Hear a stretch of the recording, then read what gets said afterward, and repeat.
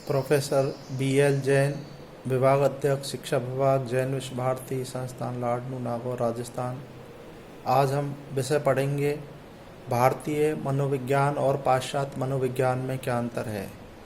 क्योंकि हम ये मानते हैं कि पाश्चात्य मनोविज्ञान जो है सर्वश्रेष्ठ है, भारतीय मनोविज्ञान के विषय में बहुत कम ही विद्यार्थियों को जानकारी होती है। इसलिए हम कंपैरेटिव तुलनात्मक रूप में देखेंगे कि इन दोनों में क्या अंतर है। भारतीय मनोविज्ञान ने आत्मा के विज्ञान पर विशेष रूप से बल दिया, जबकि पाश्चात्य मनोविज्ञान ने व्यवहार के विज्ञान पर विशेष रूप से बल दिया। भारतीय मनोविज्ञान धर्म और मोक्ष पर विशेष रूप से बल देता है, जबकि पाश्चात्य मनोविज्ञान अर्थ और काम पर बल देता है। वो सिर्फ अर्थ और काम को ही विशेष रूप से महत्वपूर्ण मानते हैं।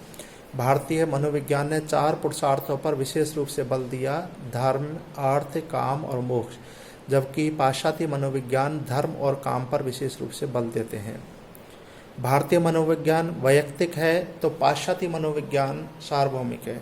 हम देखेंगे कि भारतीय मनोविज्ञान में परंपराओं को विशेष रूप से महत्व दिया गया, जबकि पाश्चात्य मनोविज्ञान में आधुनिकता को विशेष महत्व दिया गया। भारतीय मनोविज्ञान ने संश्लेषणात्मक को महत्व दिया, जबकि पाश्चात्य मनोविज्ञान ने विश्लेषणात्मक को विशेष रूप से महत्व दिया गया। हम ये देखेंगे कि जो भारतीय मनोविज्ञान है उसमें आत्मा को अनावृत करने की बात की गई है, जबकि पाश्चात्य मनोविज्ञान में चेतना, अर्धचेतन व अचेतन को अनावृत करने की बात की गई है। भारतीय मनोविज्ञान अनेकता में एकता की बात करता है, जबकि पाश्चात्य मनोविज्ञान अनेकता में विभाजन की बात करता है। भारतीय मनोविज्ञान में सर्वांगीण विकास पर विशेष रूप से बल दिया, और यहाँ के जो सर्वांगीण विकास है उसमें पंच कोश पर विशेष रूप से बल दिया।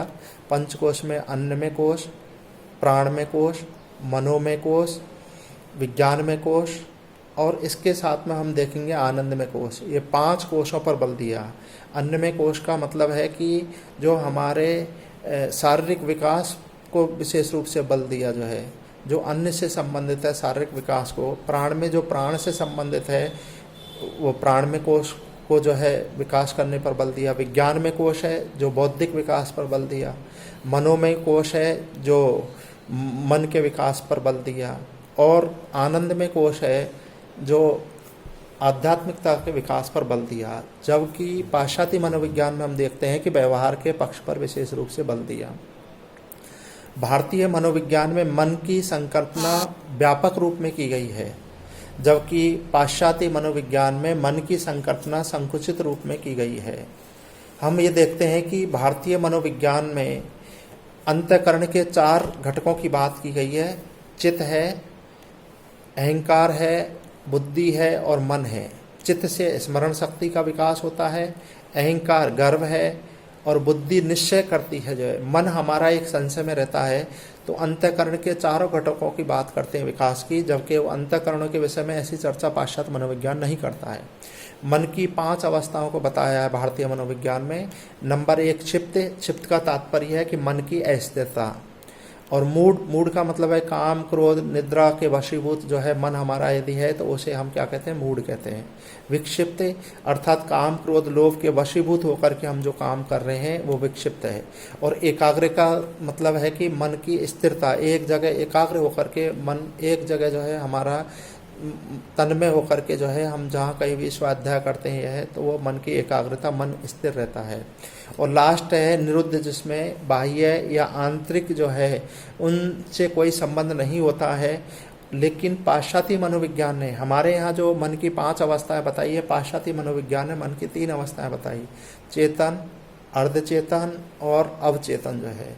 तो इस प्रकार से हम देखते हैं कि भारतीय मनोविज्ञान और पाश्चात्य मनोविज्ञान में बहुत काफ़ी अंतर पाया जाता है। भारतीय मनोविज्ञान ने प्रेयस और श्रेयस पर विशेष रूप से बल दिया, जबकि हम देखेंगे कि पाश्चात्य मनोविज्ञान ने प्रेयस को माना। प्रेयस का मतलब है कि जो चीज़ मेरे लिए प्रिय है वही श्रेष्ठ है, जबकि भारतीय मनोविज्ञान कहते हैं कि जो चीज़ प्रिय तो है लेकिन श्रेष्ठ नहीं है। मान लीजिए डायबिटीज़ वाले व्यक्ति को खीर प्रिय तो लगती है लेकिन वो श्रेष्ठ नहीं है, क्योंकि उसे और पीड़ित कर देगी। तो इसलिए हम ये मानते हैं कि जो प्रिय है वो पाश्चात्य मनोविज्ञान मानते हैं और हम श्रेय को ज़्यादा महत्व मानते हैं। तो भारतीय मनोविज्ञान ने प्रिय और श्रेय दोनों को महत्व दिया, लेकिन उन्होंने सिर्फ प्रेयस को ही विशेष महत्व दिया। हम ये देखते हैं कि भारतीय मनोविज्ञान भूतकाल व भविष्य काल को श्रेष्ठ मानता है, जबकि पाश्चात्य मनोविज्ञान वर्तमान काल को श्रेष्ठ मानता है।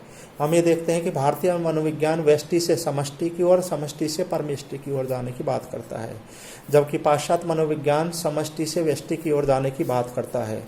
भारतीय मनोविज्ञान समन्वयवादी मनोविज्ञान है, जबकि हम देखते हैं कि भारतीय मनोविज्ञान द्वंद्वात्मक मनोविज्ञान है। पाश्चात्य मनोविज्ञान जो है भौतिकवादी है, जबकि भारतीय मनोविज्ञान आध्यात्मिकवादी है। भारतीय मनोविज्ञान में त्यागवाद को महत्व दिया है, जबकि पाश्चात्य मनोविज्ञान में भोगवाद को विशेष रूप से महत्व दिया है। हम देखते हैं कि भारतीय मनोविज्ञान ऊर्ध्वगामी विशेषताओं से युक्त है, जबकि पाश्चात्य मनोविज्ञान अधोगामी विशेषताएं उसके अंदर पाई जाती जो है। इसी प्रकार से हम देखेंगे कि भारतीय मनोविज्ञान शिक्षक, छात्र व पाठ वस्तु एक ही बिंदु पर, एक ही सहना भवतु के वो उस पर काम करता है, सब समन्वय होकर के काम करते हैं, जबकि वहाँ शिक्षक और छात्र आपस में विरोध में खड़े हो जाते हैं जो है। भारतीय मनोविज्ञान में शिक्षा का व्यापक रूप को बताया है, जबकि हम देखते हैं कि पाश्चात्य मनोविज्ञान में शिक्षा का जो स्वरूप है संकुचित हो जाता है। भारतीय मनोविज्ञान में पाठ्यक्रम लचीला है, जबकि पाश्चात्य मनोविज्ञान में पाठ्यक्रम कठोर है। भारतीय मनोविज्ञान में ज्ञान, क्रिया व भाव पक्ष पर विशेष रूप से बल दिया, वहाँ तीनों स्वतंत्र हैं, यहाँ तीनों समन्वय में होकर के विकास करने की बात करते हैं जो है। हम देखते हैं कि जो भारतीय मनोविज्ञान है वो शिक्षा, ज्ञान, शील, श्रम, चरित्र, शक्ति प्रदान करने वाला है, जबकि भारतीय मनोविज्ञान सुख उपभोगवाद की शिक्षा पर बात करता है। वो विशेष रूप से पहले ही आपको बताया था कि वो अर्थ और काम पर जो है बल देता है।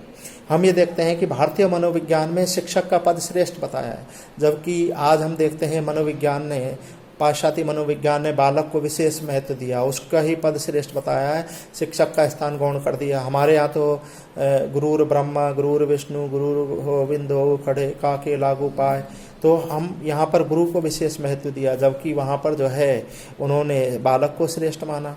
इसी प्रकार से हम देखेंगे कि भारतीय मनोविज्ञान में गुरु से संबंध पिता पुत्र के समान है, जबकि हम ये देखते हैं कि पाश्चात्य मनोविज्ञान में गुरु शिष्य का संबंध मित्र के समान है।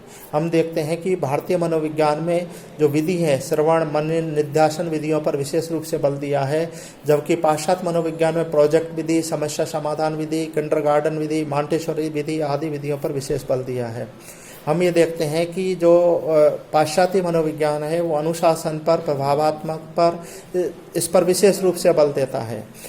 भारतीय मनोविज्ञान जो है प्रभावात्मक, दंडात्मक आदि पर बल देता है, तो पाश्चात्य मनोविज्ञान सामाजिक अनुशासन पर बल देता है। तो इस प्रकार से हम देखेंगे कि जो भारतीय मनोविज्ञान है उसका विद्यालय का स्वरूप एक प्रकृति है, एक आश्रम व्यवस्थाओं की तरह है, जबकि पाश्चात्य मनोविज्ञान भव्य इमारतों, सुंदर सुसज्जित बिल्डिंगों पर ज़्यादा जोर देता है। भारतीय मनोविज्ञान एक तरीके से बालक के पंचकोशों के माध्यम से विकास करने की बात करता है, जबकि वो सिर्फ व्यवहार में यदि जो परिवर्तन हुआ है उसी को ही विकास मानता है। तो हमने ये देखा कि भारतीय मनोविज्ञान और पाश्चात्य मनोविज्ञान दोनों में क्या अंतर है, दोनों में क्या विशेष बातें हैं।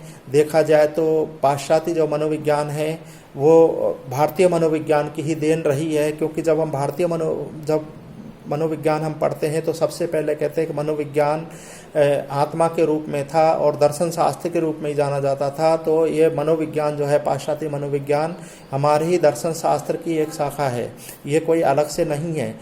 और उसके बाद में मनोविज्ञान का जो है प्रादुर्भाव अलग अलग होता गया। उसके बाद में हम देखेंगे आत्मा के बाद मन का विज्ञान हुआ, मन के बाद में चेतना का विज्ञान हुआ और चेतना के बाद में व्यवहार का विज्ञान हुआ।